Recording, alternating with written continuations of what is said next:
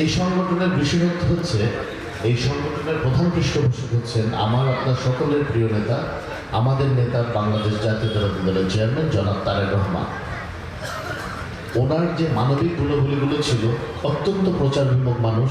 এই আমরা বিএনপির কার্যক্রম হয়তো অফিসিয়ালি শুরু হয়েছে বা একটি ব্যানারের নামে শুরু হয়েছে অল্প কদিন আগে, কিন্তু এই এই এই যারা এই পরিবারের যারা আছেন এখানে এবং এখানে যারা আসতেও পারেন আরও বেশ কয়েকজন আছেন, ওনারা কিন্তু প্রায় 10-12 বছর ধরেই এই কাজগুলো নীরবে নিভৃতে করে যাচ্ছে। কিন্তু একটা পর্যায়ে গিয়ে মনে হলো যে যখন কোনো জনহিতৈষীমূলক কাজ আমরা করি, জনগণ মানব কল্যাণমূলক কাজ আমরা করি, আমরা যদি কিছুটা মানুষের কাছে প্রচার করতে পারি তাহলে অন্য আরও 10 জন উৎসাহিত হবে।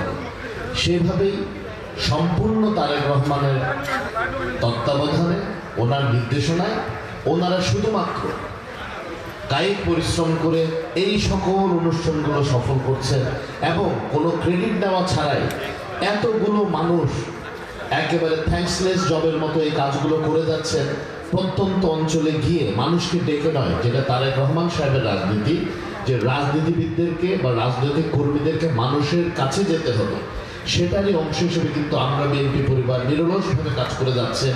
গণতান্ত্রিক আন্দোলনে যারা হত্যা হয়েছেন, গুম হয়েছেন, পঙ্গুত্ব বরণ করেছেন, যারা ক্ষতিগ্রস্ত হয়েছেন, তাদেরকে যেন বিভিন্নভাবে সাহায্য সহযোগিতা করা যায়, তাদের পাশে যেন থাকা যায় এবং তাদের কাছে একটি বার্তা আমাদের নেতা জনাব তারেক রহমানের যেন পরিষ্কারভাবে পৌঁছানো যায়।